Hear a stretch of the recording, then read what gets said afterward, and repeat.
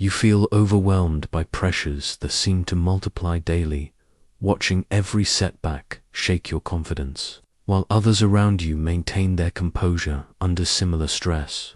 The weight of responsibilities follows you home, affecting your sleep, your health, and your relationships, making you question whether you have what it takes to handle what life throws at you. I am Marcus Aurelius, the philosopher emperor who maintained unshakable inner peace while ruling the most powerful empire in history, bearing the weight of millions of lives during plague, war, and constant political turmoil. Through my daily meditations and the discipline I forged in the crucible of absolute power, I discovered one simple rule that transforms pressure into strength and chaos into clarity. This single principle will give you the fortress of calm that no external circumstance can penetrate, using the same stoic wisdom that guided emperors through the darkest times in human history. Whether you're facing workplace stress or life's greatest challenges, this rule will make you truly unstoppable. But first, like this video, subscribe for more stoic wisdom, and comment below where you're watching from.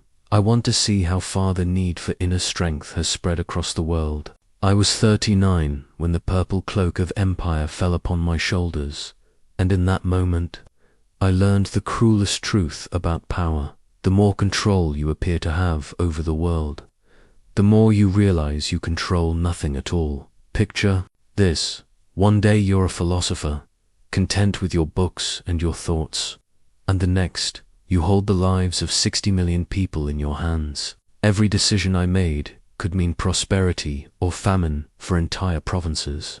Every word I spoke could spark rebellions or secure peace. The weight was suffocating. My predecessor, Antoninus Pius, had prepared me well in matters of governance, but nothing could have prepared me for the crushing realization that accompanied my first real crisis as emperor. A drought had devastated the eastern provinces, and desperate governors were sending urgent pleas for grain shipments. Lives hung in the balance, and I found myself paralyzed by the magnitude of responsibility. I remember standing in my private chambers, staring at the imperial seal that could authorize the movement of entire legions or redirect the empire's wealth. My hands were shaking, not from fear of making the wrong decision, but from the overwhelming recognition that no matter what I chose, suffering would follow. Send grain from other provinces, and those regions might face shortages. Don't send it, and thousands would starve in the east.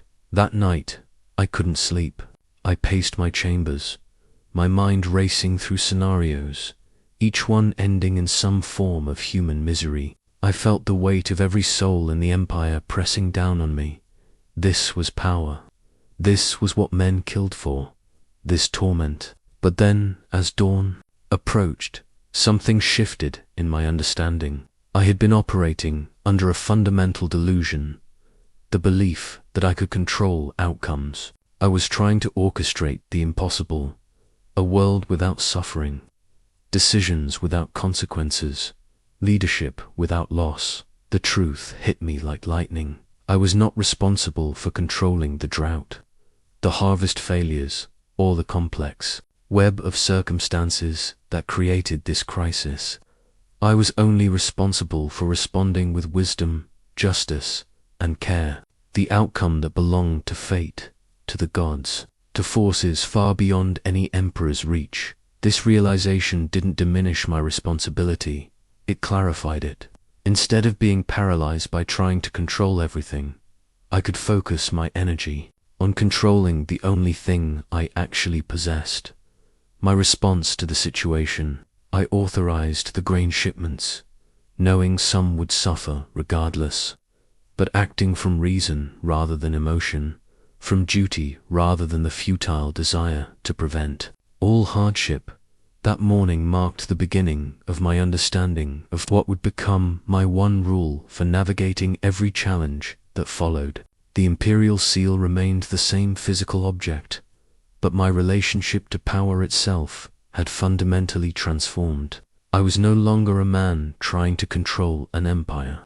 I was a mind learning to control itself in service of an empire. The purple cloak still weighed heavy on my shoulders, but for the first time, I understood that the weight was meant to strengthen me, not crush me.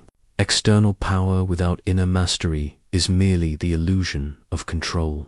True strength, the kind that makes you genuinely unstoppable, comes from mastering the one domain where you actually have complete authority, your own mind and responses. This was my first glimpse of the rule that would sustain me through plague, war, betrayal, and the countless other storms that awaited an emperor's reign. If you think the weight of power was my greatest teacher, you're wrong. My true education in the one rule came from something far more devastating. The plague that swept through my empire like divine wrath, killing millions and revealing the ultimate futility of trying to control the uncontrollable. It began in 165 AD, just 4 years into my reign. Reports arrived from the eastern provinces of a mysterious disease spreading among the legions returning from Mesopotamia. At first, my advisors downplayed it. Armies always brought back foreign illnesses. But within months, what we now call the Antonine Plague had spread across the empire like wildfire. I watched helplessly as entire cities emptied. The death toll mounted beyond comprehension. Some estimate 5 million souls lost, perhaps more. Rome itself became a charnel house. The stench of burning bodies filled the air day and night. My own palace was not immune. Servants, guards, even close advisors fell victim to this invisible enemy. What broke me wasn't just the scale of death, it was my complete powerlessness to stop it.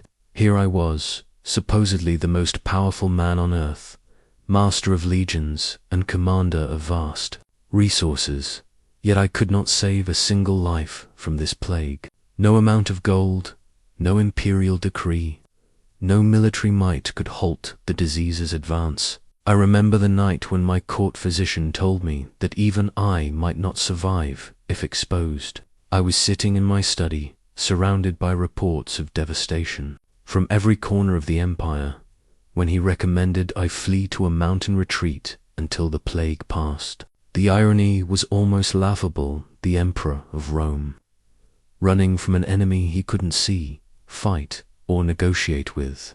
That night, I experienced what I can only call a complete breakdown of my understanding of control. Everything I thought I knew about leadership, about power, about my role as emperor, crumbled like a house built on sand. I found myself weeping not just for the dead, though their numbers haunted me, but for the collapse of my illusion that I could somehow manage the chaos of existence. But in that darkness, something extraordinary happened. As I sat there, stripped of all pretense of control, I began to see clearly for the first time. The plague wasn't something happening to me personally, it was simply something happening. My empire wasn't being attacked by fate. The natural world was following its own patterns, indifferent to human desires or imperial authority. I realized I had been fighting a war one could never win, the war against reality itself. I had been trying to bend the world to my will instead of bending my will to wisdom. The plague couldn't be stopped, but my response to it could be chosen. The deaths couldn't be prevented, but my duty to the living could still be fulfilled. This shift in perspective didn't make the horror less real, but it made my path forward clear. Instead of raging against the unstoppable, I focused on what remained within my power, organizing relief efforts, maintaining order where possible, providing hope through my own composure, and ensuring the empire's survival beyond the crisis. Stopped trying to cure the plague and started trying to manage my response to it. I couldn't save everyone, but I could save my sanity, my wisdom, and my ability to lead effectively through the catastrophe. This wasn't surrender, this was the beginning of true strength. The plague taught me that the one thing I could always control, even in the face of empire-wide devastation, was my own mind. Not the events themselves, but my judgment about those events. Not the outcomes, but my character in facing those outcomes. Not the world, but my perception of the world. This was the foundation of the rule that would make me unstoppable. Complete sovereignty over my inner domain, while accepting complete humility before forces beyond my control. The plague that nearly destroyed my empire became the teacher that saved my soul. The plague had taught me about accepting the uncontrollable.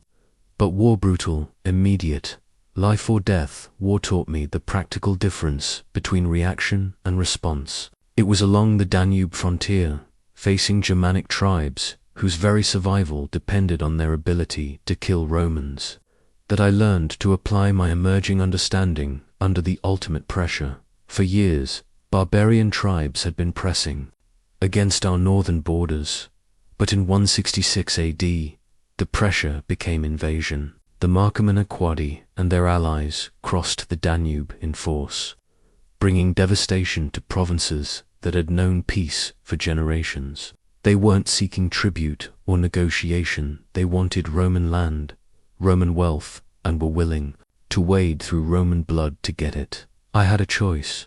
I could respond with typical imperial fury, launching massive, punitive expeditions designed to annihilate the enemy, or I could apply what the plague had taught me about controlling my inner domain. While accepting external realities, my first instinct was pure, emotion rage at the audacity of these barbarians, fear for the safety of my people, and wounded pride at seeing Roman territory occupied by foreign warriors. Every fiber of my being screamed for immediate, overwhelming retaliation. My generals expected it. The Senate demanded it. The people of Rome wanted Germanic heads on spikes. But I paused. In that moment of pause, which felt like cowardice to everyone around, I applied my emerging rule. I couldn't control the fact that these tribes were desperate enough to risk everything against Rome. I couldn't control their courage, their numbers, or their intimate knowledge of the terrain they were fighting for. I could only control my response to their invasion. Instead of reacting emotionally, I responded strategically. Rather than launching immediate attacks driven by anger, I spent weeks studying the situation. What were these tribes really after? What were they fleeing from? What pressures in their own lands had made invasion seem preferable to staying home? What I discovered changed everything. These weren't mindless barbarians seeking easy plunder.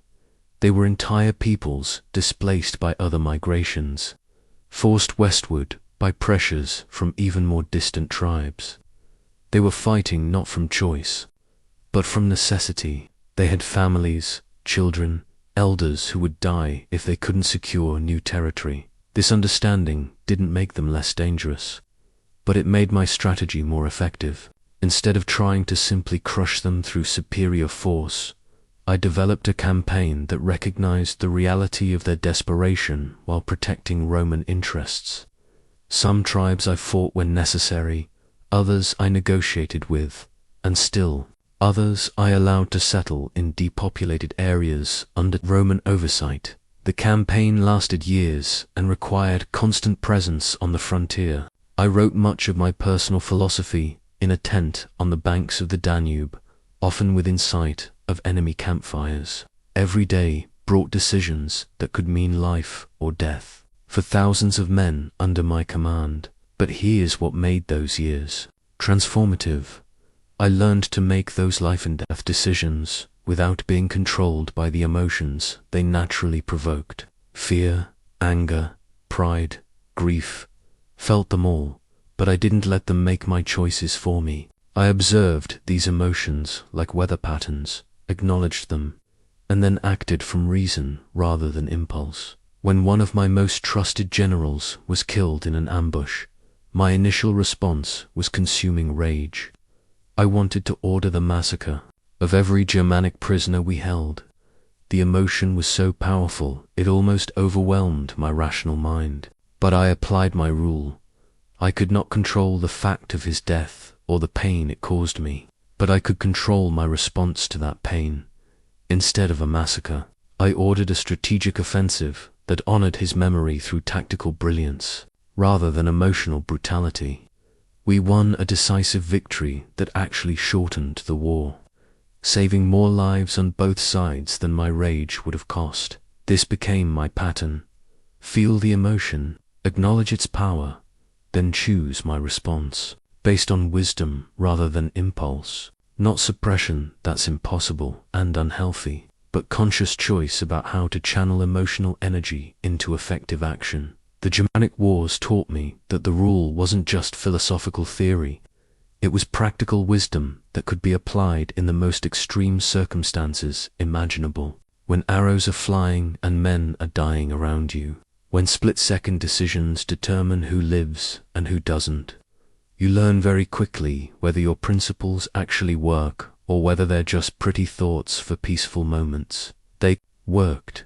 They didn't make war less brutal or less tragic, but they made me a better commander and a better man. I learned to be unshakable, not because I felt no emotions, but because emotions no longer controlled my choices. This was power of a completely different kind, not power over others, but power over myself, which made me truly formidable in any situation. Now, I'll share with you the one rule that sustained me through every crisis, made me unshakable in the face of any pressure, and can transform your life just as completely as it transformed mine. It's deceptively simple, which is why most people dismiss it, but its simplicity contains infinite wisdom. Here it is. You have power over your mind, alone, not outside events. Realize this, and you will find strength. That's it. 6 words that contain everything you need to become truly unstoppable. You have power over your mind alone. I know what you're thinking. It sounds too simple, too obvious. You've probably heard variations of this advice before, but listen to me. There's a vast difference between hearing these words and truly understanding them, between intellectual agreement and deep, lived realization. Most people spend their entire lives never making this transition. Let me explain why this rule works when all others fail. First, it's universally applicable. Unlike other success principles that depend on circumstances, resources, or other people's cooperation, this rule works regardless of your situation. Poor or rich, young or old, healthy or sick, you always have complete sovereignty over your mental domain. No one can take this power from you unless you surrender it voluntarily. Second, it's immediately actionable. You don't need to wait for better circumstances, acquire new skills, or gain other people's permission. You can begin applying this rule right now, in whatever situation you're facing. The power is already yours. You just need to claim it consciously. Third, it addresses the root cause of human suffering, rather than just the symptoms. Most of our distress comes not from events themselves, but from our judgments about those events. The rule goes directly to the source, your mind's tendency to be controlled by external circumstances rather than controlling them through wise perception. When I say you have power over your mind alone, I don't mean you should ignore reality or pretend that external events don't matter. I mean that your experience of reality is determined not by what happens to you, but by how your mind processes what happens to you. And that processing, that's entirely within your control. The plague killed millions in my empire. I couldn't control the disease, but I could control whether I responded with wisdom or panic, whether I focused on what I could do or what I couldn't do, whether I let the crisis destroy my ability to lead, or used it to demonstrate the kind of leadership that inspires hope in dark times. The Germanic tribes invaded Roman territory. I couldn't control their desperation or their military capabilities, but I could control whether I responded with emotional reactivity or strategic thinking, whether I let anger guide my decisions or applied reason to find solutions that served Rome's long-term interests. In your life, you can't control whether you get promoted, whether other people like you, whether the economy crashes, or whether unexpected problems arise. but you have complete control over whether you respond to these events with fear or courage, with resentment or acceptance, with panic or calm analysis. This isn't positive thinking or denial, it's the most practical wisdom you'll ever encounter. When you truly internalize this rule, you become unconquerable because your peace, your confidence, and your effectiveness no longer depend on external circumstances cooperating with your desires. You become the source of your own stability rather than a victim of forces beyond your control. The rule makes you unstoppable because it makes you independent. Not independent from the world that's impossible, but independent from the world's ability to control your inner state. And when your inner state is under your conscious direction, rather than external manipulation, you can respond to any situation with your full intelligence and capabilities intact. This is why the rule worked for me as emperor, and why it will work for you in whatever role you play in life. External pressure loses its power to destabilize you when you realize that pressure can only affect your mind if you allow it to. Once you claim conscious control over your mental domain, you become truly unstoppable, not because nothing can challenge you, but because challenges can no longer control you. Everything that follows in what I'll share with you builds on this foundation. The recognition that you have complete sovereignty over the one domain that actually determines your experience of life, your own mind. Understanding the rule is one thing, applying it consistently is another entirely. The most practical skill I developed was what I call the discipline of perception, the ability to see events clearly rather than through the distorting lens of emotion, assumption, or habitual reaction. Your first impression of any situation is usually wrong, not because you lack intelligence, but because your mind immediately interprets events through filters of past experience, current mood, and future fears. These interpretations happen so quickly you mistake them for reality itself. Learning to pause and examine these initial judgments became my most valuable skill as emperor. Let me give you a specific example. Early in my reign, I received reports that grain shipments from Egypt were delayed, threatening food shortages in Rome. My immediate perception was catastrophic. Political crisis, riots in the streets, threats to my legitimacy as emperor. Fear flooded my mind, followed quickly by anger at the administrators responsible. But I had learned to pause before acting on these initial perceptions. I asked myself, what are the facts, stripped of my emotional interpretation? The facts were simple. Ships were delayed. Everything else, the imagined riots, the political consequences, the incompetence I attributed to others, these were projections from my mind, not realities. When I investigated calmly, I discovered the delay was caused by unexpected storms, not administrative failure. The shortage would be brief and manageable with proper rationing.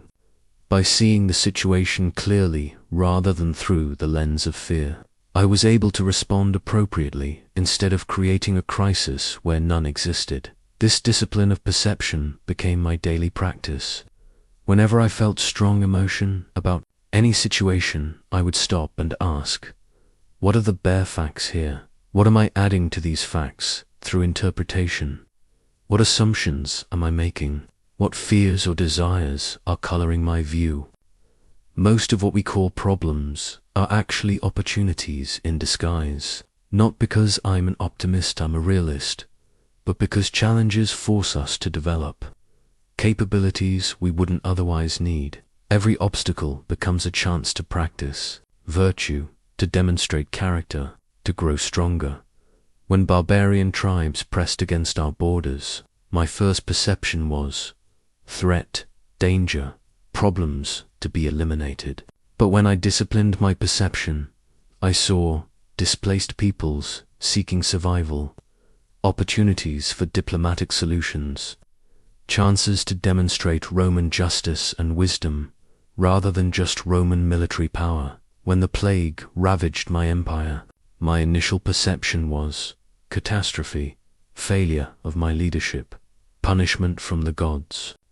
But clearer perception revealed a test of imperial resilience, an opportunity to show care for my people during their darkest hour, a chance to prove that Roman civilization could endure any trial. This doesn't mean pretending that challenges aren't real or that everything is secretly wonderful. It means seeing situations accurately rather than through the distorting filters of emotion and assumption. A challenge is still a challenge, but it's also an opportunity to respond with excellence. The discipline of perception transforms your relationship to adversity. Instead of being victimized by circumstances, you become empowered by them. Every difficulty becomes raw material for developing strength, wisdom, and character. Nothing that happens to you is wasted if you perceive it correctly. Here's the practical method I developed. When facing any challenging situation, I would write down 3 things. First, the bare facts of what was happening, without interpretation. Second, my emotional reactions and assumptions about those facts. Third, alternative ways of perceiving the same situation that might lead to more effective responses. This practice revealed how much of my suffering came, not from events themselves, but from my undisciplined perceptions of those events.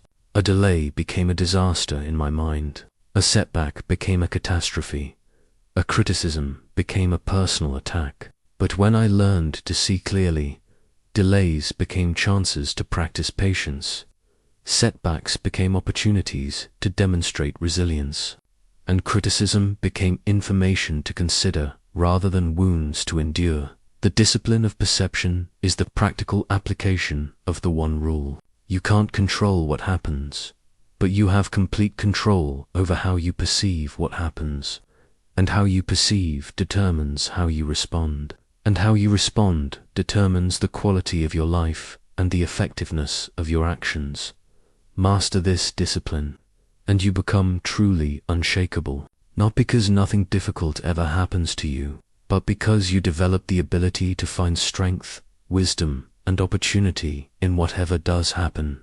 This is the foundation of genuine confidence, knowing that you can handle anything life. Presence because you can always choose how to perceive and respond to it.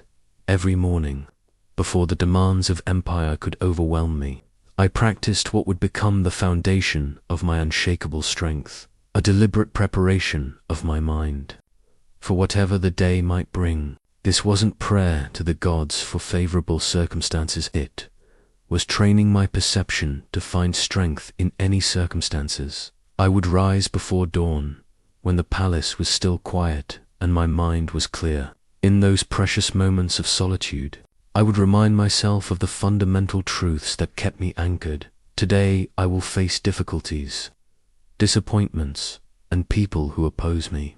This is not a curse, this is the natural condition of life. My task is not to avoid these challenges, but to meet them with wisdom, patience, and virtue. I would write down my thoughts, not for posterity, but for clarity.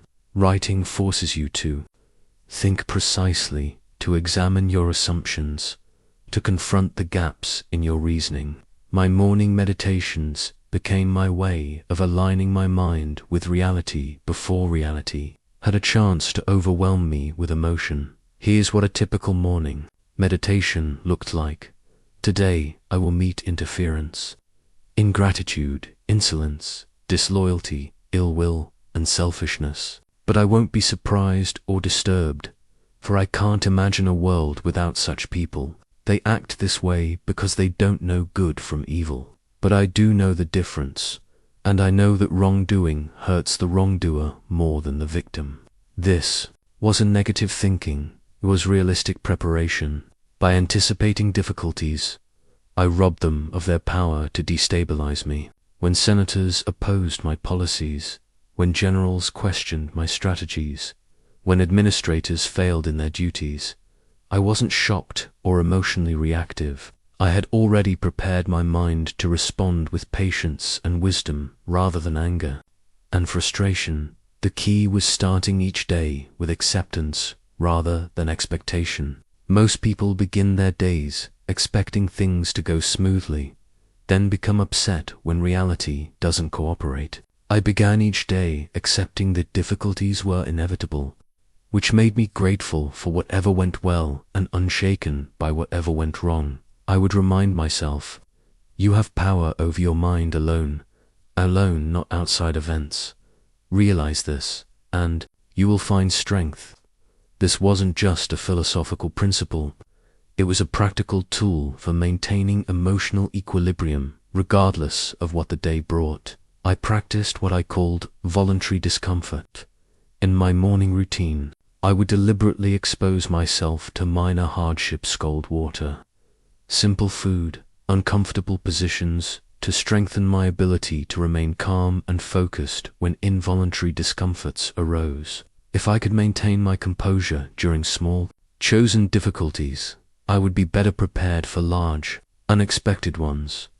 Most importantly, I would set my intention for the day. Not my hopes or wishes, those depend on external cooperation, but my commitment to how I would conduct myself, regardless of circumstances. I would decide in advance to respond with patience rather than anger, with wisdom rather than impulse, with virtue rather than convenience. This morning practice became my anchor point. No matter how chaotic the day became, no matter what crises emerged or what pressures mounted, I could return to the clarity and strength I had cultivated in those quiet dawn moments.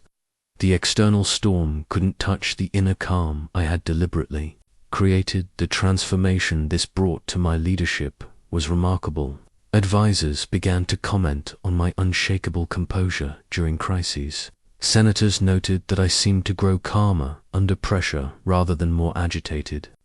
Foreign ambassadors reported that the Roman emperor appeared to possess some secret source of strength that made him impossible to intimidate or manipulate. The secret was simple. I had learned to begin each day from a position of inner strength rather than external vulnerability. Instead of hoping circumstances would support my peace of mind, I created peace of mind first, then brought that stability to whatever circumstances arose. This morning, discipline didn't make difficult days easy, but it made them manageable. It didn't eliminate challenges, but it eliminated the additional suffering that comes from being emotionally overwhelmed by challenges. Most importantly, it allowed me to respond to situations with my full intelligence and wisdom intact, rather than being reduced to reactive emotions. The practice is simple enough that anyone can adopt it. Rise early, before the day's demands begin. Spend time reminding yourself of what you can and cannot control. Prepare your mind to find opportunity in whatever difficulties arise. Set your intention to respond with virtue regardless of what happens. Then carry that foundation of inner strength into whatever the day brings. This is how you build genuine confidence, not by hoping for easy days, but by knowing you can handle difficult ones. The ultimate test of my rule came not from barbarian invasions or natural disasters, but from betrayal by those I trusted most.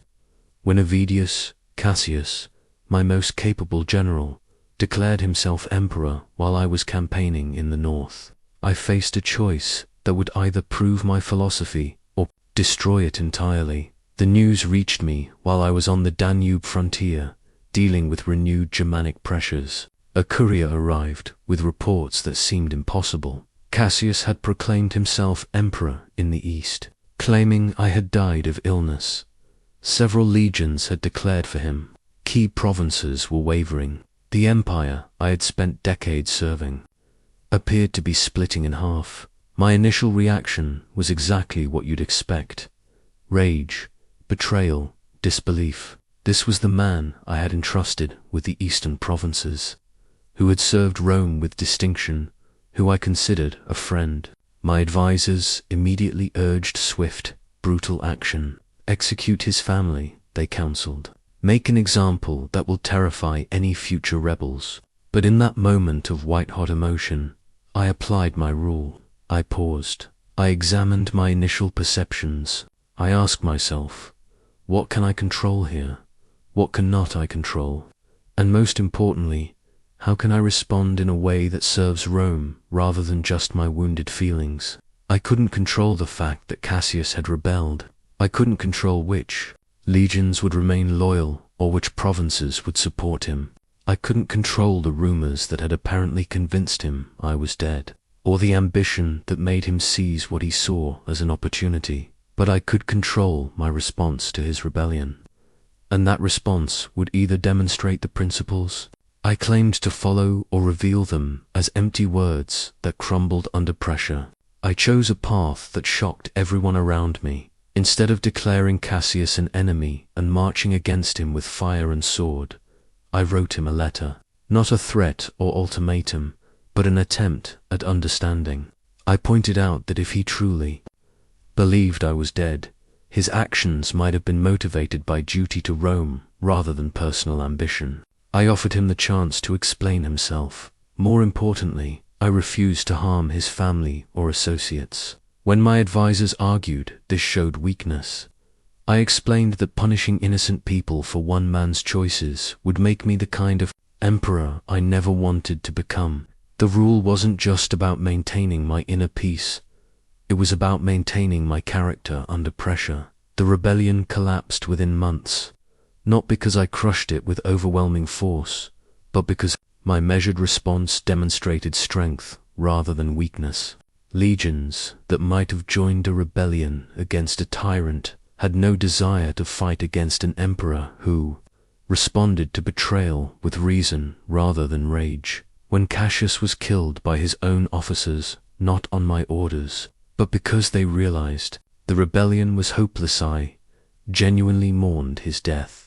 This man who had betrayed me was still a capable general who had served Rome well for years. His rebellion was an error in judgment, not evidence of inherent evil. The aftermath proved the wisdom of my approach.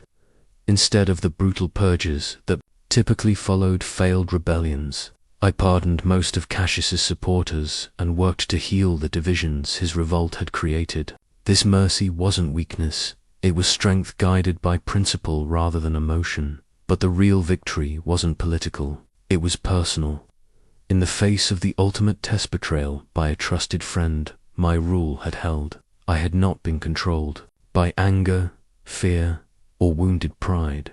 I had remained in command of my own mind, which allowed me to respond with wisdom rather than emotion. This experience taught me something crucial about the rule. It's easy to maintain inner peace when life is going smoothly, but the real test comes when everything seems to be falling apart. When people you trust betray you, when your life's work appears threatened, when your natural instincts scream for revenge, when you discover whether your principles are real or just comfortable illusions. The rule didn't make Cassius' betrayal painless. I was hurt, disappointed, and concerned for the empire's stability, but it prevented those natural emotions from controlling my choices. I felt the pain without being destroyed by it, acknowledged the betrayal without being consumed by bitterness, faced the crisis without being paralyzed by fear. This is what it means to be truly unstoppable. Not that nothing can hurt you, but that nothing can control you. External events, even devastating ones, like betrayal by trusted friends, lose their power to dictate your responses when you maintain conscious control over your inner domain. The senators who had waited to see how I would handle this crisis learned something important about the kind of emperor I had become.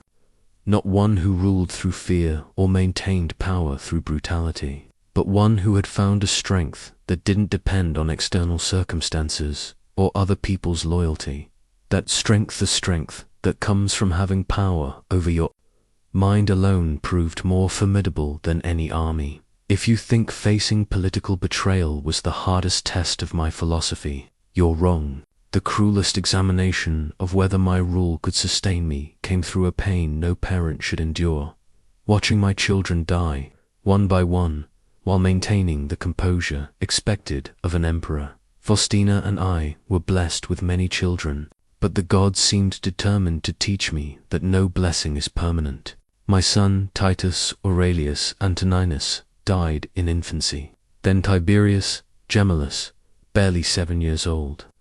Hadrian, named for my predecessor, lived only to 11. One by one, I held my children as life left their small bodies, and each time I faced the ultimate test of my philosophy. The death of Annius Verus nearly broke me. He was my eldest son, intelligent and capable, already showing signs of the character that would have made him a worthy successor.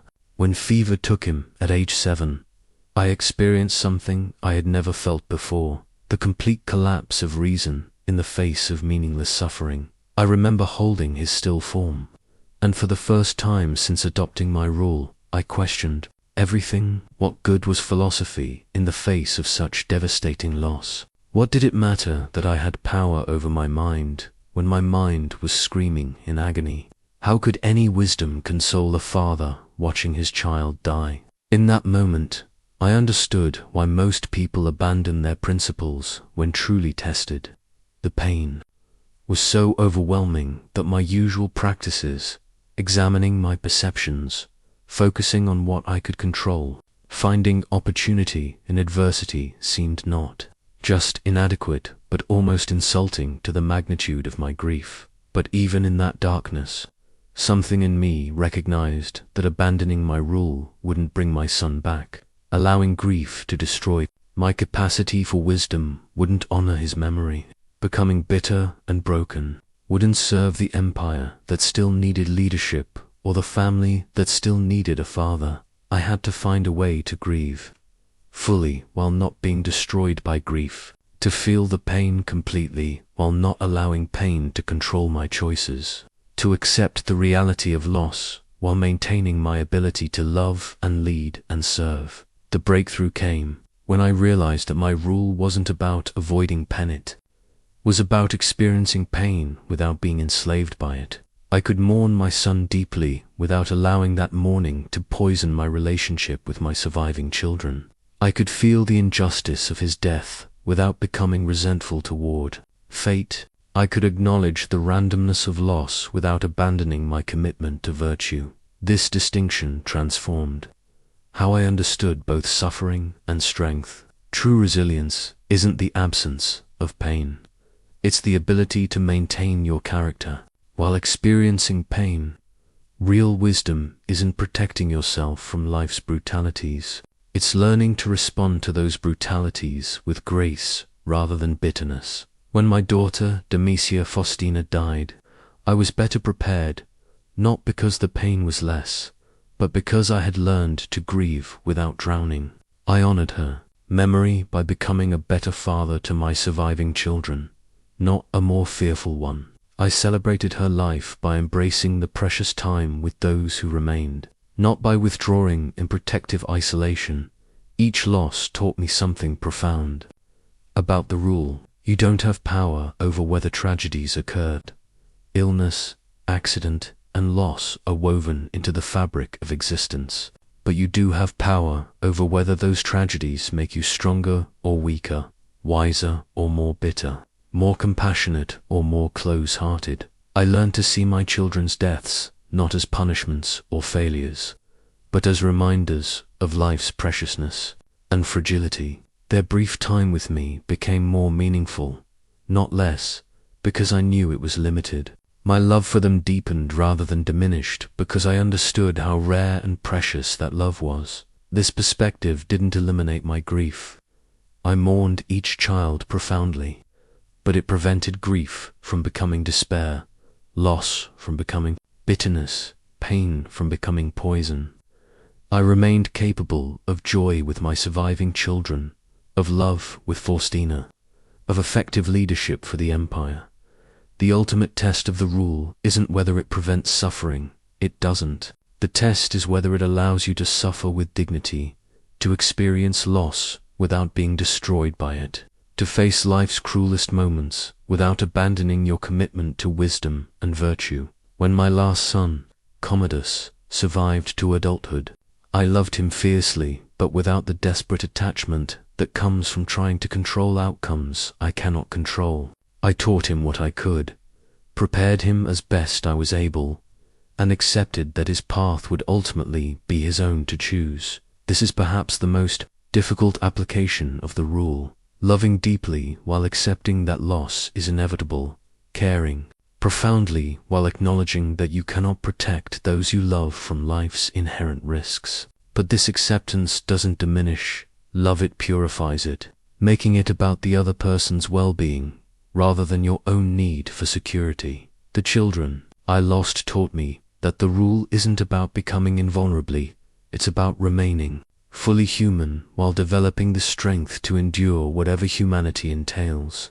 They showed me that true power over your mind includes the power to experience the full range of human emotion without being controlled by any single emotion. In honoring their brief lives by continuing to live fully myself, I learned what it truly means to be unstoppable. The true measure of my rule wasn't how it sustained me through personal crises, but how it transformed my ability to lead an empire. When you govern from inner peace rather than external pressure, when your decisions emerge from wisdom rather than reaction, you discover a completely different kind of power, one that serves rather than dominates. Most rulers lead through fear, manipulation, or the promise of rewards. They must constantly monitor their subjects' mood, anticipate rebellions, and maintain complex systems of control. But when you lead from the foundation of self-mastery, you inspire a different kind of loyalty, one based on respect rather than fear, trust rather than calculation. I learned this during the grain crisis of 169 AD. Harvests had failed across several provinces, and Rome itself faced potential famine. My advisors recommended the traditional approach: impose emergency taxes on wealthy citizens, requisition supplies from other regions, and use military force to prevent hoarding or price manipulation. But I applied my rule first. What could I control in this situation? Not the failed harvests, not the complex web of trade relationships that determined grain availability, not the natural human tendency to panic when food becomes scarce. I could control only my response to the crisis and the character I demonstrated while managing it. Instead of ruling through fear and force, I chose to lead through example and transparency. I opened the imperial granaries immediately, distributing reserves to the most vulnerable citizens. I reduced the palace's consumption dramatically, making it visible that the emperor was sharing in the sacrifice, rather than demanding it only from others. Most importantly, I maintained absolute calm throughout the crisis. When senators panicked and demanded harsh measures, I listened patiently and explained why measured responses would be more effective. When citizens gathered in the forums demanding immediate solutions, I met with them personally rather than sending guards to disperse them. This approach seemed risky to my advisors. They warned that showing restraint might be perceived as weakness, that failing to act decisively could encourage further challenges to imperial authority. But I had learned something they hadn't. True strength is most evident when it's exercised with restraint rather than excess. The crisis resolved more smoothly than anyone expected. Trade routes reopened, emergency supplies arrived from allied regions, and social order remained stable throughout the shortage. But, more importantly, the way I handled the crisis established a pattern that would serve Rome for the remainder of my reign. People began to trust that their emperor would respond to future crises with wisdom rather than panic, with measured action rather than emotional reaction. This trust became the foundation of genuine authority, the kind that doesn't need to constantly assert itself, because it's based on demonstrated competence rather than enforced submission. I discovered that governing from inner peace created what I call calm authority. Instead of the tense, aggressive leadership style that characterizes most rulers, I developed an approach that was simultaneously firm and patient, decisive and thoughtful, commanding and compassionate. This transformation was visible in my daily interactions with senators, advisors, and foreign ambassadors, where once I might have felt the need to dominate conversations or demonstrate my power through intimidation. I now found that quiet confidence was far more effective. When you're not defending your ego, you can focus entirely on finding the best solutions to complex problems. Foreign delegations often commented on the unusual atmosphere in my court, instead of the fear and tension that characterized most imperial audiences. They found an environment of serious discussion and careful consideration. This wasn't because I was weak or indecisive, it was because I had learned to separate my personal ego from my imperial responsibilities. The rule allowed me to make difficult decisions without being paralyzed by their potential consequences. When I had to choose between competing provincial interests, I could focus on what served Rome's long-term stability rather than what would be most popular. When I needed to discipline corrupt officials, I could act from justice rather than anger. Perhaps most importantly, governing from inner peace allowed me to admit mistakes without losing authority. When policies failed, or when my judgment proved flawed, I could acknowledge the errors and adjust course without feeling that my competence as emperor was threatened. This flexibility made my leadership more effective, not less. My advisors gradually learned to bring me their most challenging problems, knowing they would receive thoughtful consideration rather than emotional reaction. Senators discovered they could present opposing viewpoints without fear of retribution, which led to more honest and productive debates. Citizens began to see their emperor as a source of stability rather than a potential threat. This is the practical power of the rule in any leadership situation. When you're not controlled by external pressures, you can respond to those pressures with your full intelligence and wisdom intact. When you're not defending your ego, you can focus entirely on serving the responsibilities you've accepted. The empire I governed from this foundation of inner peace became stronger, more stable, and more just than it had ever been. Not because the challenges were easier, if anything, the plagues, wars, and natural disasters of my reign were more severe than most emperors faced, but because the responses to those challenges emerged from wisdom rather than fear, from principle rather than impulse. This is what authentic leadership looks like, not the domination of others, but the mastery of yourself in service of others. Now, I'll share with you the specific mental exercises that transformed my understanding. From intellectual concept to lived reality. Philosophy without practice is just pretty thoughts, but philosophy with disciplined application becomes an impregnable fortress of the mind. The foundation of my daily practice was what I called the view from above. Each morning, I would imagine myself rising higher and higher, until I could see my immediate concerns from the perspective of eternity. The urgent crisis that seemed to demand immediate emotional reaction would appear from this elevated view as one small moment in the vast sweep of time. This wasn't escapism, was perspective training. When you can see your current situation within its proper context, you respond with appropriate proportion rather than emotional excess. The delayed shipment that seems catastrophic in the moment reveals itself as a minor inconvenience when viewed from the perspective of years. The criticism that feels devastating today becomes useful information when seen from the viewpoint of your entire character development. I practiced what I called negative visualization, deliberately imagining the loss of things I valued, not to become pessimistic, but to develop genuine appreciation for what I possessed, and emotional resilience if those things were taken away. I would imagine losing my health, my position, my family, my life itself. This practice taught me to hold everything lightly, to enjoy fully without clinging desperately. This mental exercise had a remarkable effect. Instead of living in constant anxiety about potential losses, I found myself genuinely grateful for present blessings. Instead of taking my good fortune for granted, I experienced each day as a gift rather than an entitlement. and when actual losses occurred, as they inevitably did, I was prepared emotionally rather than devastated by surprise. Another crucial practice was the discipline of desire. I trained myself to want what happened rather than happening to get what I wanted.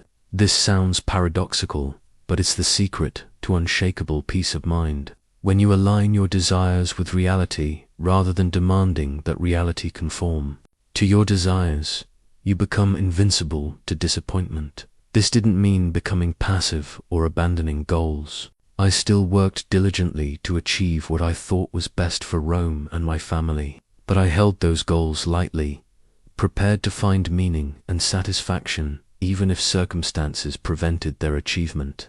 The goal became to act virtuously, rather than to control outcomes. I developed what I called objective representation, the practice of seeing things as they actually are, rather than as my emotions painted them. When senators opposed my policies, I trained myself to see people with different opinions trying to serve Rome as they understand it, rather than enemies undermining my authority. When barbarians attacked our borders, I saw desperate peoples seeking survival rather than evil forces trying to destroy civilization. This practice didn't make me naive or defenseless. I still took appropriate action to protect Roman interests, but it allowed me to respond strategically rather than emotionally, to find solutions rather than just fight enemies.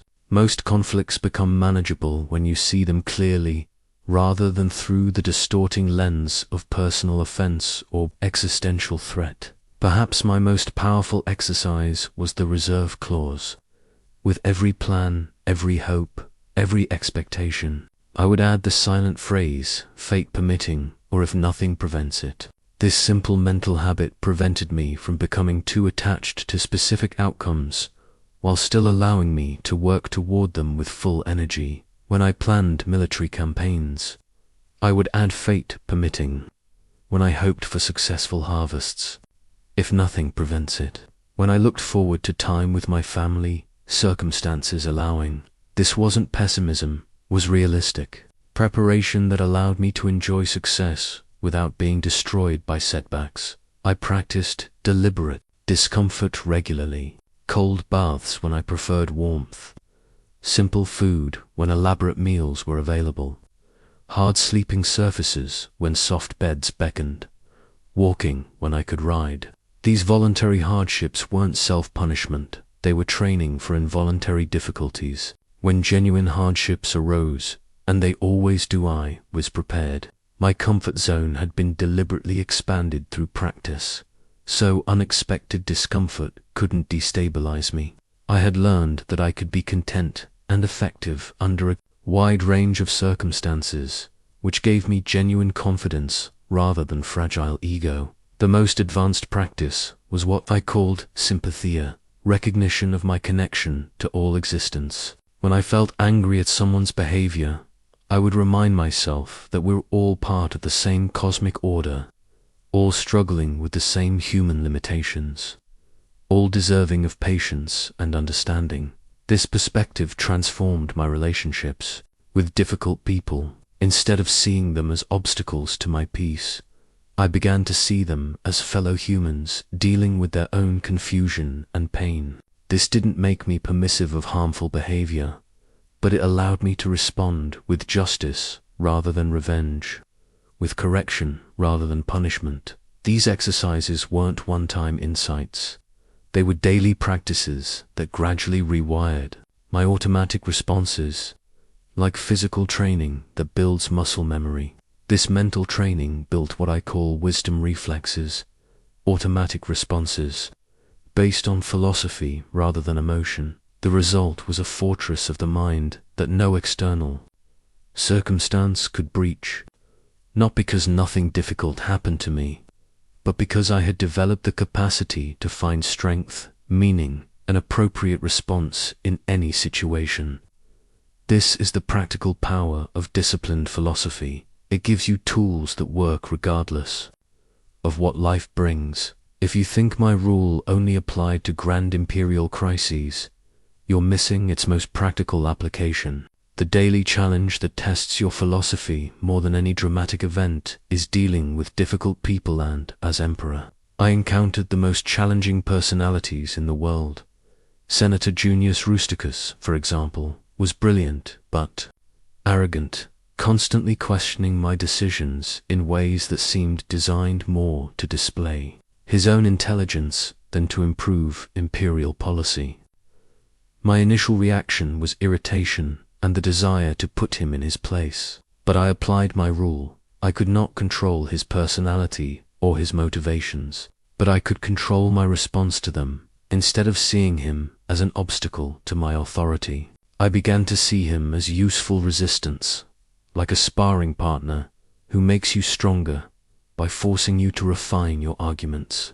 His challenges made my policies better, not because he was trying to help me, but because defending my positions against intelligent opposition revealed their weaknesses. When he questioned my grain distribution policies, my first instinct was to assert imperial privilege and dismiss his concerns. But instead, I listened carefully and discovered that his objections contained valid points I hadn't considered. By responding to his intelligence rather than his arrogance, I improved the policy and gained a grudging ally. The rule taught me that difficult people usually aren't difficult by choice. They're responding to their own pain, fear, or confusion.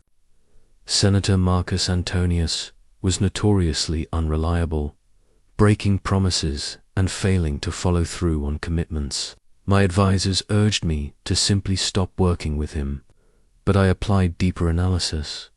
Investigation revealed that his unreliability stemmed from overwhelming anxiety about making mistakes. He would agree to commitments in the moment to avoid conflict, then panic about potential failure and simply avoid the responsibility entirely. Once I understood this pattern, I could work with him more effectively, giving him smaller, clearer assignments and providing more support rather than just expecting better performance. This approach transformed a frustrating relationship into a productive one, not because he became a different person, but because I adapted my expectations and methods to work with his actual capabilities rather than demanding he become someone he wasn't. I learned to distinguish between someone's behavior and their essential nature. The barbarian chieftain who violated truces wasn't necessarily evil. He might be desperate, confused about Roman customs, or under pressure from his own people. The senator who constantly criticized my policies wasn't necessarily disloyal. He might genuinely believe his alternative approaches would better serve Rome. This distinction allowed me to respond to the actual situation rather than my emotional interpretation of it. I could address problematic behavior without declaring war on the person exhibiting it. I could set firm boundaries without making it personal. I could protect Roman interests without turning every disagreement into a battle for dominance. The most challenging people taught me the most valuable lessons. There was a particular advisor who seemed incapable of delivering straightforward information. Everything came wrapped in self-serving interpretations and subtle attempts to manipulate my decisions. My initial response was to exclude him from important discussions, but then I realized he was teaching me something crucial: how to extract useful information from unreliable sources, how to recognize manipulation attempts, how to maintain clear thinking when people were trying to influence me emotionally.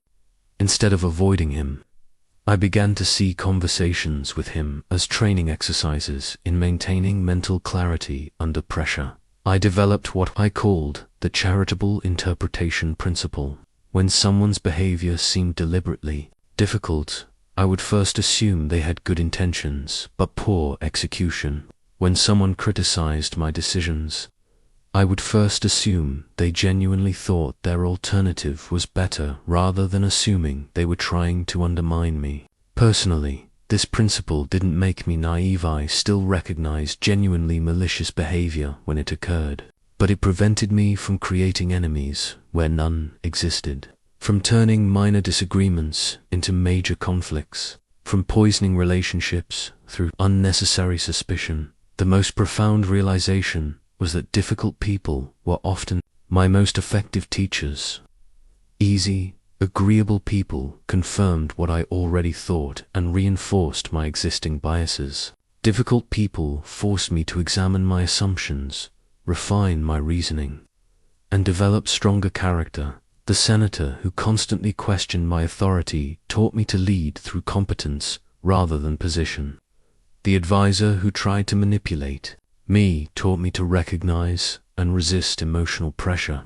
The barbarian chieftain who broke agreements taught me to plan for human unreliability, rather than expecting perfect cooperation. When I stopped seeing difficult people as obstacles to my peace and started seeing them as opportunities to practice virtue, my entire approach to human relationships transformed. I became more patient because patience was constantly being tested. I became more wise because wisdom was constantly being challenged. I became more compassionate because I saw how much pain drove difficult behavior. This doesn't mean tolerating harmful or destructive behavior.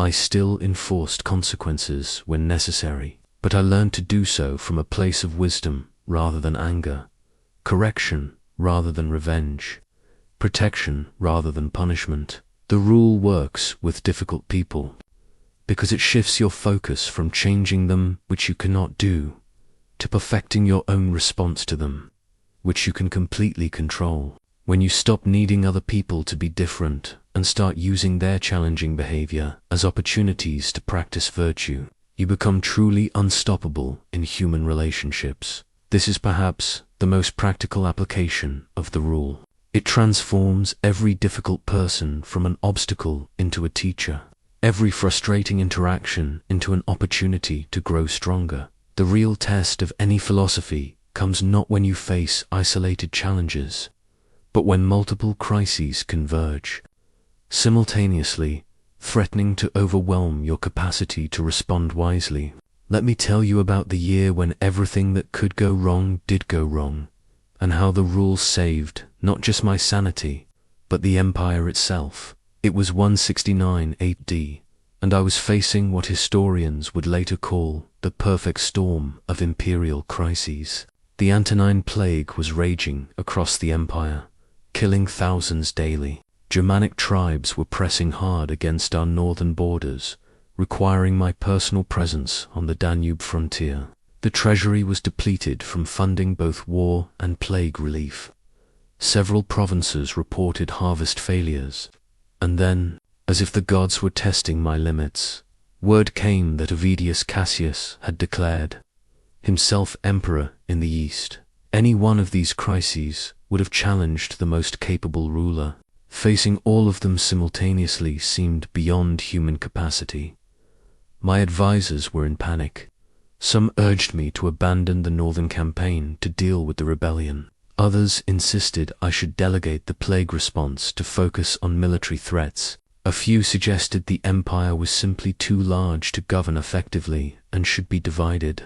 I felt the weight of it all pressing down on me like a physical force. Sleep became impossible.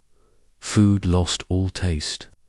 I found myself staring at maps and reports, my mind racing from crisis to crisis without finding any clear path forward. For the first time since adopting my rule, I wondered if there were simply limits to what philosophical principles could handle. But then, in my darkest moment, I remembered something crucial about the rule. It doesn't promise to make overwhelming situations manageable by reducing their complexity. It makes them manageable by preventing them from overwhelming your ability to think clearly and respond wisely.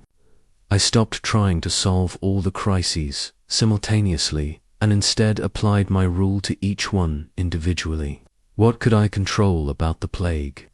Not the disease itself, but the empire's response to it ensuring supplies reached affected areas, maintaining order during chaos, providing leadership that inspired hope rather than despair. What could I control about the Germanic invasions? Not their desperation or military capabilities, but the strategic response positioning our forces effectively, maintaining communication with threatened provinces, demonstrating Roman resolve while seeking diplomatic solutions where possible. What could I control about Cassius's rebellion?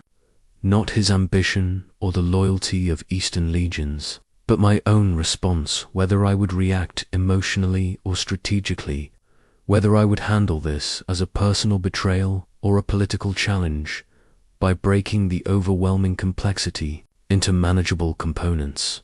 I discovered something remarkable. Multiple crises don't actually multiply your stress if you handle them one decision at a time. They only become overwhelming when you try to solve everything simultaneously, or when you allow the magnitude of the combined challenges to paralyze your decision-making.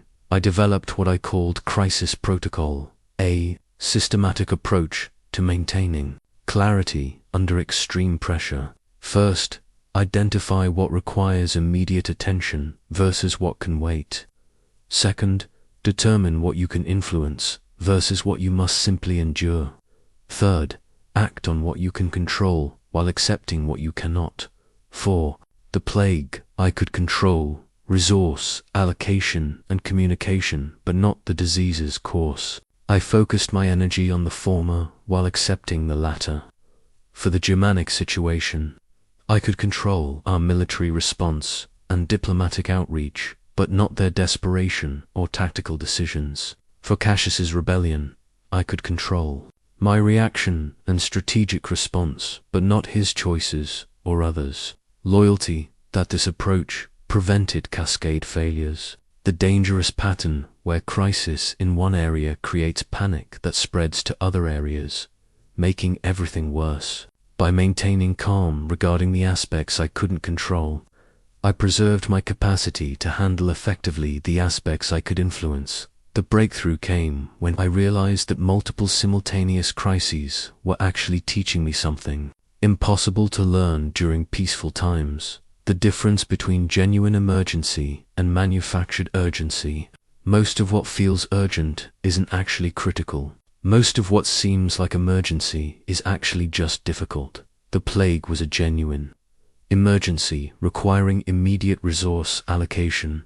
The Germanic invasions required prompt military response, but the rebellion, despite its dramatic implications, could be handled strategically rather than react. The harvest failures needed attention, but not panic. The treasury problems required solutions, but not desperate measures. By applying the rule, consistently focusing on my responses rather than trying to control outcomes, discovered that I could handle far more than I had imagined possible.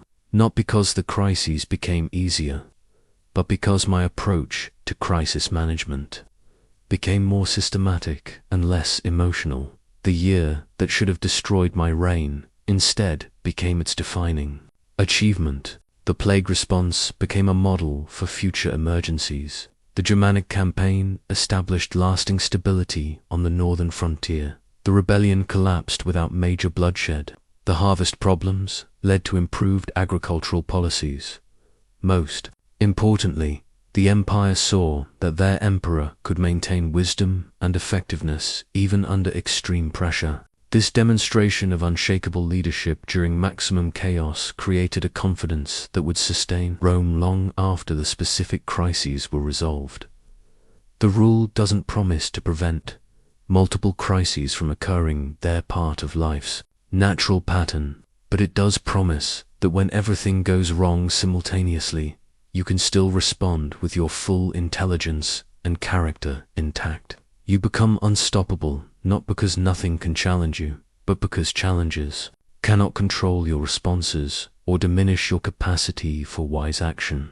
When you truly internalize this principle, you stop fearing the convergence of difficulties and start seeing them as opportunities to demonstrate what you're truly capable of accomplishing. True confidence, the kind that remains steady regardless of external circumstances, has nothing to do with success, approval, or favorable outcomes. I learned this the hard way through years of discovering that external achievements never provided the inner security I thought they would. When I became emperor, I assumed that holding the most powerful position in the world would give me unshakable confidence. Surely no one could question the worth of someone who commanded legions and ruled millions. But I discovered that external power actually made me more insecure, not less. Every decision was scrutinized, every policy debated, every action subject to criticism from those who thought they could do better. The Senate constantly questioned my judgment. Foreign ambassadors tested my resolve. Even my closest advisors sometimes disagreed with my choices. If my confidence depended on others' approval or on being right all the time, I would have been perpetually anxious and defensive. The breakthrough came when I realized that genuine confidence must be based on something internal and controllable, not on external validation or outcomes. I had to find a foundation for self-assurance that no critic could undermine, no failure could destroy, and no setback could shake. That foundation became virtue specifically, my commitment to respond to every situation with wisdom, justice, courage, and self-discipline regardless of the results. Instead of basing my confidence on being successful, I based it on being virtuous. Instead of measuring my worth by outcomes I couldn't completely control, I measured it by character choices I could completely control. This shift transformed everything. When senators criticized my policies, I could listen openly instead of defensively because my confidence wasn't threatened by being wrong. It was based on my willingness to consider new information and adjust course when necessary. When military campaigns faced setbacks, I remained calm because my self-worth wasn't dependent on winning every battle. It was based on making wise decisions with available information. I learned to separate my identity from my roles. Yes, I was emperor, but that was what I did, not who I was. I was a human being committed to virtue who happened to hold imperial office. If I lost that office through death, rebellion, or political change, my core identity and worth would remain intact because they were based on character, not position. This distinction protected me from the ego traps that destroy most leaders. I didn't need to defend my reputation because my confidence wasn't based on what others thought of me. I didn't need to appear perfect because my self-assurance wasn't based on being flawless. I didn't need to control others' opinions because my worth wasn't dependent on their approval. The most liberating discovery was that I could be wrong about specific decisions while still being confident in my character. When my grain distribution policies proved inadequate, I could admit the mistake and design better policies without feeling like a failure as a person. When my diplomatic approaches sometimes failed, I could learn from the experience without questioning my fundamental competence. This separation between performance and identity allowed me to take risks, try new approaches, and learn from failures, without being paralyzed by the fear of being wrong. Paradoxically, being less attached to being right made me more often right, because I could consider information objectively, rather than filtering it through ego protection. I developed what I called process confidence, confidence in my ability to handle whatever arose, rather than confidence that everything would go as planned. Instead of needing to know outcomes in advance, I became confident in my capacity to respond wisely to whatever outcomes occurred. This meant I could enter negotiations without knowing how they would end, because I was confident in my ability to find reasonable solutions, regardless of what positions the other party took. I could implement new policies without guaranteeing their success, because I was confident in my ability to monitor results and make adjustments as needed. True confidence, I learned, is not the belief that you will succeed at everything you attempt. It's the knowledge that you can maintain your character and find appropriate responses regardless of what happens. It's trust in your ability to learn, adapt, and grow rather than trust in your ability to control outcomes. This foundation made criticism useful rather than threatening. When people pointed out flaws in my reasoning or mistakes in my policies, I could receive their input as valuable information rather than personal attacks. My confidence wasn't based on being perfect, so evidence of imperfection didn't damage it. Similarly, praise became pleasant, but not necessary. When people complimented my leadership or celebrated policy successes, I could enjoy their approval without becoming dependent on it. My confidence wasn't based on others' opinions, so their praise didn't inflate it, and their criticism didn't deflate it. The ultimate test of this confidence came during my final illness.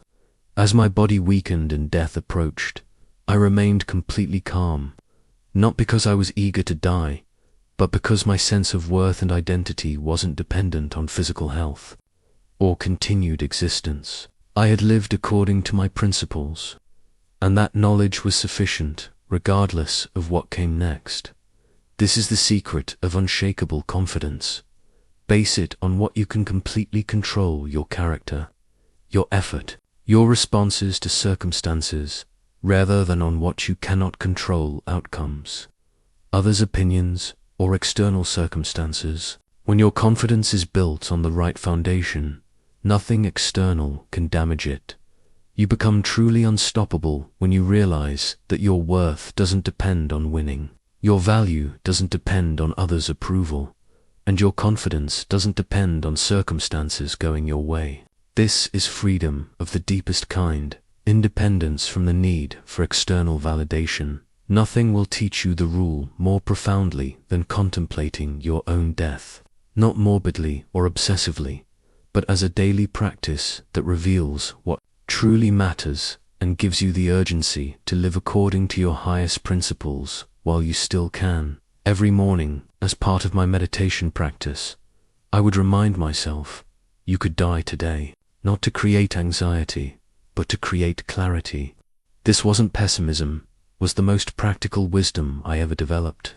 Remembering death strips away everything superficial and reveals what deserves your attention. When you truly accept that your time is limited and uncertain, you stop wasting energy on trivial concerns. The senator who insulted you at yesterday's meeting, irrelevant if you might not see tomorrow.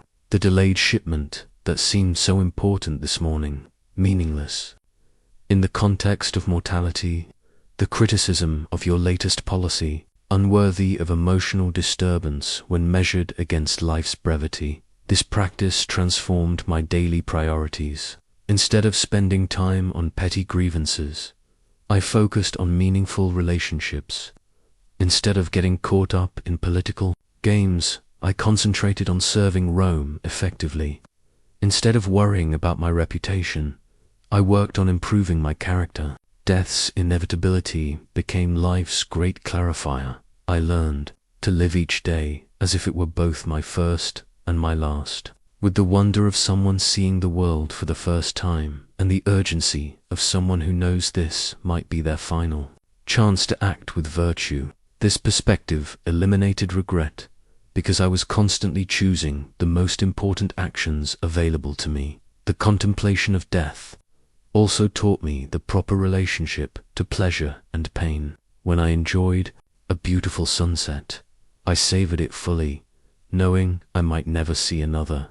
When I faced difficult circumstances, I bore them more easily, knowing they were temporary and my time of enduring them was limited. Most importantly, thinking about death revealed the immortal aspect of virtue.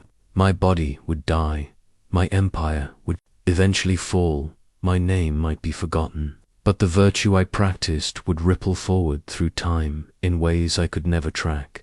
This knowledge gave my daily actions cosmic significance, while simultaneously freeing me from ego attachment. I practiced what I called death rehearsal, periodically imagining my final moments and considering how I wanted to meet them, not with fear, regret, or desperate clinging to life, but with the calm satisfaction of someone who had lived according to his principles. This practice showed me which aspects of my current life needed adjustment. If I were to die tonight, would I be content with how I treated my family today, with the decisions I made as emperor, with the character I demonstrated under pressure? These questions guided my daily choices more effectively than any external motivation. The The practice also eliminated the fear of death that paralyzes so many people. How can you fear something you've contemplated regularly and prepared for consciously? Death became not an enemy to be avoided, but a natural conclusion to be met with dignity. This acceptance transformed my relationship to risk. When you're not desperately clinging to life, you can make decisions based on what's right rather than what's safe. You can take necessary risks, speak difficult truths, and stand up for principles even when doing so might be dangerous. During the plague years, when advisors urged me to flee to safety, I remained in Rome because my duty was to provide leadership during the crisis, not to preserve my life at the expense of abandoning my responsibilities. Contemplating death had taught me that how you die matters more than when you die. I learned to distinguish between the fear of death and the fear of dying badly. Most people aren't really afraid of being dead.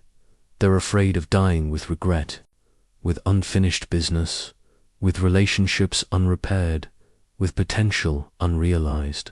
But if you live each day fully, if you act on your principles consistently, if you express love regularly and practice virtue constantly, you eliminate the conditions that make death fearsome. The paradox is remarkable. The more you contemplate death, the more fully you live. The more you accept mortality, the less you waste time on meaningless pursuits. The more you prepare for ending, the more present you become to each moment. In my final illness, as my body weakened and death approached, I felt profound peace, not because I was eager to die, but because I had lived according to my deepest convictions. I had applied the rule consistently, loved fully, served faithfully, and maintained my character under every test life presented.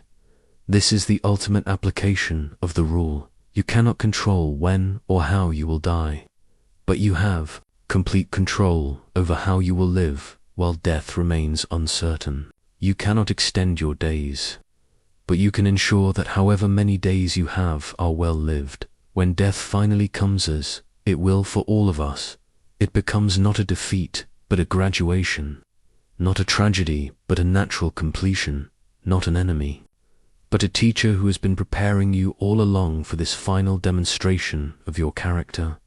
Prepare for death daily, and you will live more fully than those who pretend it will never come. You might think that principles developed by a Roman emperor 2,000 years ago have little relevance to your modern life, but you'd be wrong. The rule works today because human nature hasn't changed. We still face the same fundamental challenges of dealing with pressure, uncertainty, difficult people, and circumstances beyond our control. Your workplace stress is my imperial crisis, scaled to your situation. When your boss criticizes your project, when colleagues undermine your efforts, when deadlines seem impossible to meet, these activate the same emotional responses that I felt when senators questioned my policies or barbarian tribes threatened Roman borders. The context is different, but the need for wise response, rather than emotional reaction, is identical. Consider your daily commute when traffic is unusually heavy. Your immediate reaction might be frustration, anger at other drivers, stress about being late. But apply my rule. What can you control?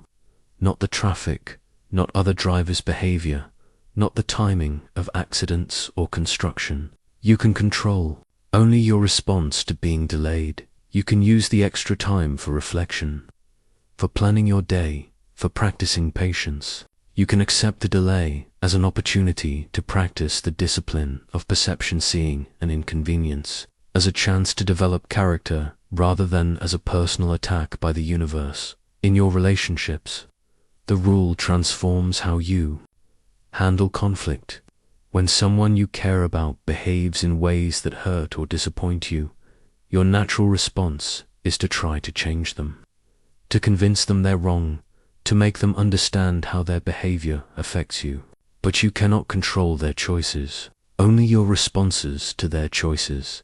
Instead of exhausting yourself trying to change others, focus that energy on perfecting your own responses. Choose patience over frustration, understanding over judgment, clear communication over emotional reaction. This doesn't mean becoming a doormat.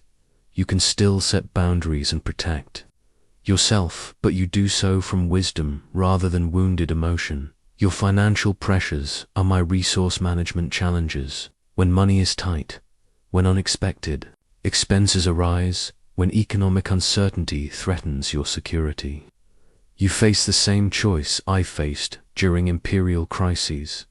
Respond with wisdom or react with panic. You cannot control market conditions, company decisions, or global economic forces, but you can control your spending choices, your savings, discipline, your skill development, and most importantly, your emotional response to financial pressure. Panic rarely leads to good decisions. Calm analysis usually does. Your health challenges mirror my mortality contemplations. When illness strikes, when energy decreases, when your body doesn't perform as you expect, you can choose to respond with acceptance and adaptation rather than anger and denial.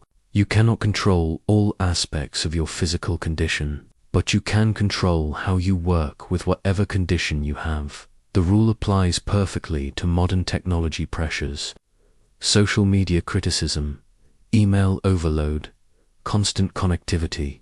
Demands these are your versions of imperial correspondence and public scrutiny. You cannot control others' online behavior or the pace of digital communication, but you can control your engagement with these platforms and your emotional responses to digital interactions. When someone posts something that angers you, pause before responding. What can you control? Not their opinion, but your reaction to it.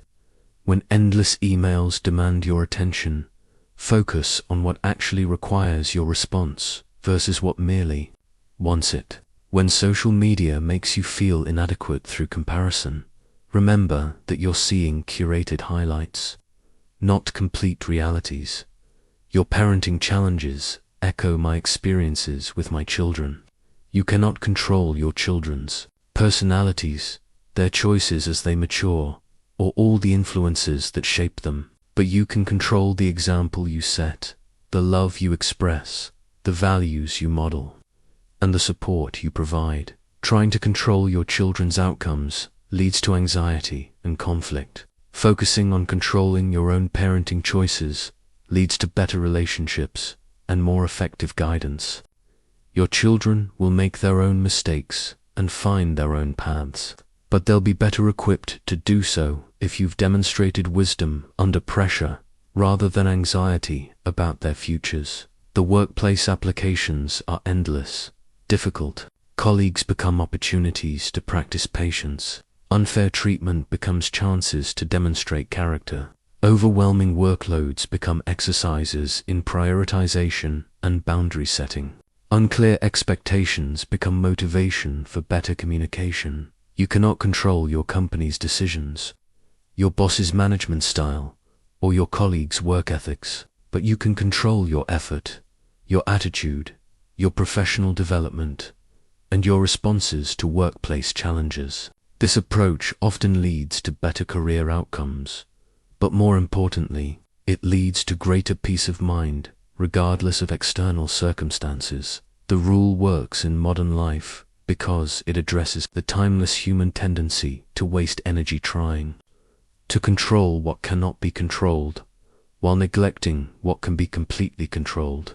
Whether you're dealing with ancient barbarians or modern bureaucracy, imperial politics or office politics, plague or pandemic, the fundamental choice remains the same: respond with wisdom or react with emotion. Ancient wisdom for modern challenges isn't just relevant, it's essential. The external circumstances of human life have changed dramatically, but the internal dynamics of pressure, choice, and response remain constant across millennia. Knowledge without practice is useless, and practice without structure is ineffective. Let me give you the specific training program that will transform the rule from interesting concept to lived reality. Like physical exercise, This mental training requires consistency and gradual progression. Begin each day with 5 minutes of morning reflection.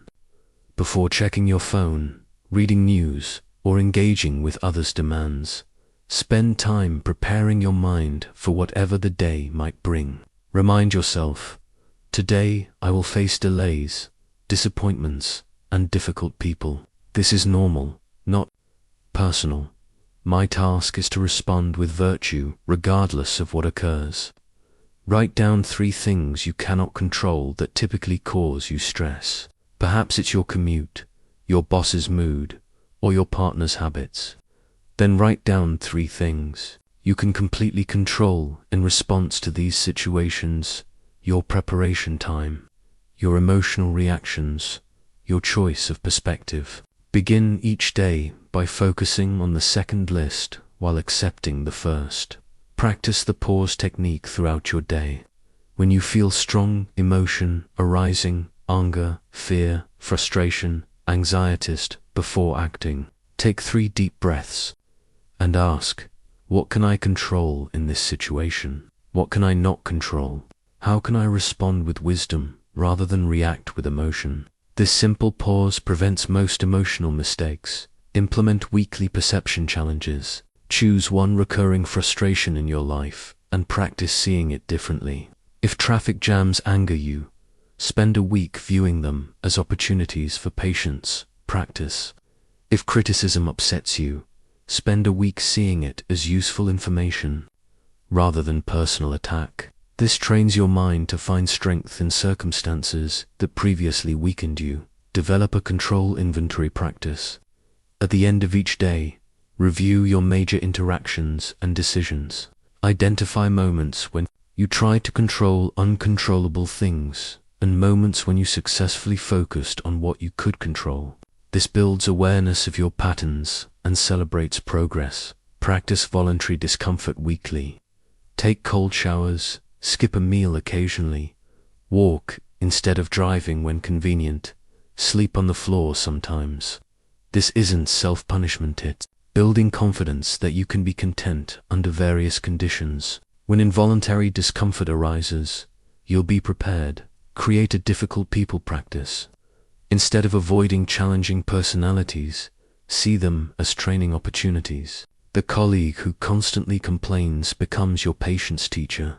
The family member who criticizes becomes your emotional stability coach. The stranger who's rude becomes your compassion practice partner. Implement negative visualization. Monthly, spend time imagining the loss of things you value.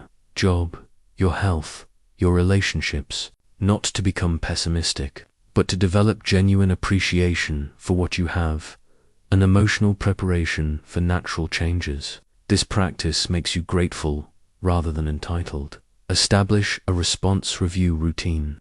When something goes wrong, ask yourself, did I respond or react? Was my response based on what I could control or what I couldn't? What would wisdom look like in this situation? This builds the mental muscle memory for choosing responses over reactions. Practice the view from above exercise. When caught up in immediate concerns, imagine yourself rising higher until you can see your situation from the perspective of years, decades, or centuries. This daily stress becomes a tiny moment in the vast sweep of time. This perspective doesn't minimize legitimate concerns, but prevents minor issues from consuming disproportionate emotional energy. Create virtue-based goals rather than outcome-based goals. Instead of I will get promoted this year, try I will demonstrate excellence in my current role regardless of recognition. Instead of I will make my teenager obey me, try I will model the behavior I want to see while accepting their choices. This approach keeps you focused on what you can control. Develop a gratitude for difficulties practice. Each week, identify one challenging situation and find reasons to be grateful for it. The difficult project that's teaching you new skills. The health problem that's motivating better habits. The relationship conflict that's revealing important truths. This transforms obstacles into opportunities. Build philosophical first aid responses for common situations. When someone criticizes you, this is information to consider, not a personal attack. When plans don't work out, this is reality asserting itself, not the universe conspiring against me. When others disappoint you, people act according to their understanding, not mine. Having prepared responses prevents emotional overwhelm. Track your progress with a simple daily rating. On a scale of 1 to 10, how well did you apply the rule today? Don't aim for perfection, for gradual improvement. Celebrate small wins and learn from difficult days. This is endurance training for your character, not a sprint to instant transformation. Most importantly, be patient with yourself. During this training, I spent decades developing these practices, and I had the motivation of governing an empire to drive my discipline. You're building new mental habits while managing the demands of modern life. Progress will be gradual, but it will be real. The goal isn't to become emotionless or passive. It's to become responsive rather than reactive, wise rather than impulsive, focused on your choices rather than others' behaviors. This training builds genuine confidence because it's based on developing actual capabilities rather than hoping for favorable circumstances. Start with just one practice and build gradually. Consistency matters more than intensity. Small daily improvements compound into remarkable transformations over time. The rule that sustained me through every imperial crisis can sustain you through every personal challenge, but only if you practice it deliberately and persistently. As I prepare to leave this world, I want to share with you the most important truth I've learned. The one rule that has made me unstoppable will outlast empires, survive the collapse of civilizations, and remain as relevant for your great-grandchildren as it is for you today. Empires rise and fall, technologies change, political systems evolve, but the fundamental human challenge remains constant: how to maintain wisdom, virtue, and inner peace while facing circumstances beyond your control. This challenge faced the first humans and will face the last. The rule is timeless because human nature is timeless. My physical body will return to dust. My empire will eventually crumble. Future generations may forget my name, but the principle I've shared with you, that you have power over your mind alone, will continue to transform lives long after every monument to my reign has fallen. This is not just philosophy. It's practical wisdom that creates ripple effects across generations. When you apply this rule, you don't just change your own life. You model a different way of being for everyone who observes you. Your calm in crisis teaches others that such calm is possible. Your wisdom under pressure shows others that wisdom can be chosen. Your virtue in difficult circumstances proves that character can triumph over circumstance. The children who watch you respond to difficulties with grace rather than panic learn that such responses are possible. The colleagues who see you remain composed under pressure discover that composure is a choice. The friends who witness you handle betrayal with wisdom rather than bitterness realize that wisdom is stronger than revenge. You become living proof that human beings can transcend their immediate emotions and circumstances. This proof is desperately needed in every generation, including yours. In a world that often rewards reaction over response, emotion over reason, and convenience over character, you become a demonstration of what humans are capable of. At their best, the rule makes you unstoppable, not through dominance or control over others, but through complete sovereignty over yourself. This is the deepest kind of strength, the kind that no external force can defeat, because it doesn't depend on external cooperation. Armies can be defeated, wealth can be lost, health can fail, relationships can end, but inner mastery remains undefeated as long as consciousness remains. When you truly internalize this principle, you become immune to the forces that destabilize most people. Criticism cannot shake you because your worth isn't based on others' opinions. Failure cannot devastate you because your identity isn't dependent on outcomes. Betrayal cannot embitter you because your peace doesn't depend on others' choices. Loss cannot destroy you because your strength comes from within rather than from external possessions. This doesn't make you invulnerable to pain. You will still feel disappointment, grief, frustration, and fear. But these emotions will no longer control your choices or define your character. You will experience the full range of human feeling while maintaining the capacity to choose your responses based on wisdom rather than impulse. The legacy you leave through applying this rule extends far beyond your personal transformation. Every situation where you choose response over reaction, wisdom over emotion, virtue over convenience, becomes a victory for human potential. You prove that people can rise above their circumstances, that character can triumph over crisis, that wisdom can prevail over chaos. Your example gives others permission to attempt the same transformation.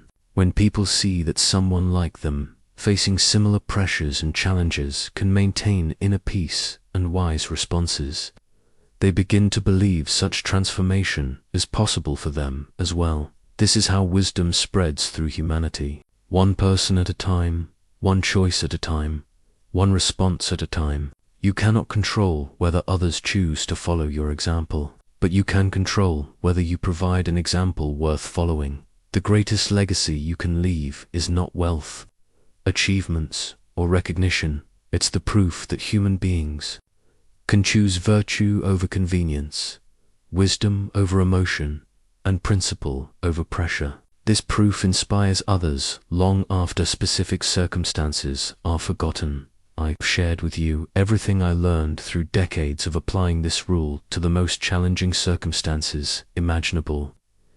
You now possess the same wisdom that sustained me through plague, war, betrayal, loss, and the crushing responsibilities of empire. The question is not whether the rule works. I am living proof that it does. The question is whether you will apply it consistently enough to discover its power in your own life. The choice is entirely yours, as all meaningful choices always are. You can continue to be controlled by circumstances, other people's behavior, and emotions that arise without your permission. Or you can claim the one form of power that no external force can take from you, complete sovereignty over your own mind and responses. Choose wisely, choose consistently, choose courageously, and in choosing, become truly unstoppable. This is my final gift to you, the knowledge that you already possess, everything necessary for an unshakable life. You have power over your mind alone, outside events. Realize this, and you will find strength that no force in the universe can defeat. The rule that made an emperor unstoppable will make you unstoppable too. Now go and prove to the world what humans can accomplish when they master themselves.